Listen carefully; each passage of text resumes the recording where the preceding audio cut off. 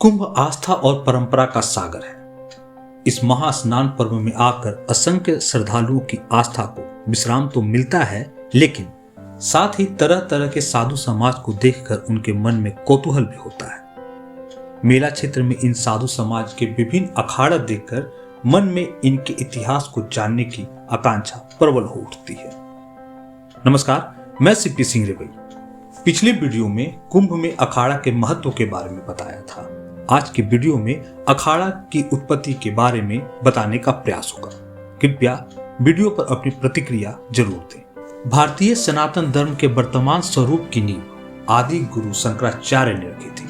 उनके कालखंड में भारतीय जनमानस की दशा और दिशा बहुत बेहतर नहीं थी। भारत की धन संपदा से खींचे तमाम आक्रमणकारी यहाँ आ रहे थे।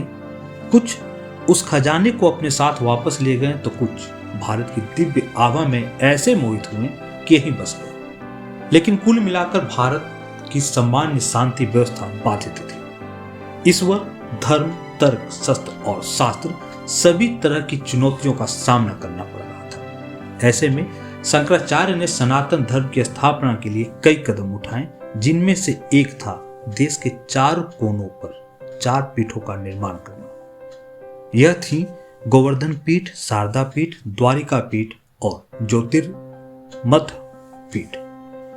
इसके अलावा आदि गुरु ने मठों मंदिरों की संपत्ति को लूटने वालों और श्रद्धालुओं को सताने वालों का मुकाबला करने के लिए सनातन धर्म के विभिन्न संप्रदायों की सशस्त्र शाखाओं के रूप में अखाड़ों की स्थापना की शुरुआत की।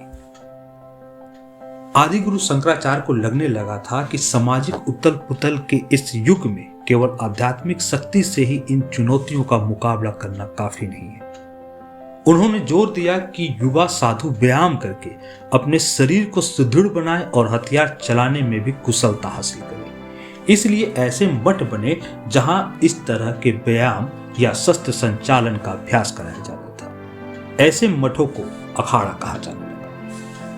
कालांतर में कई और अखाड़े अस्तित्व में आए।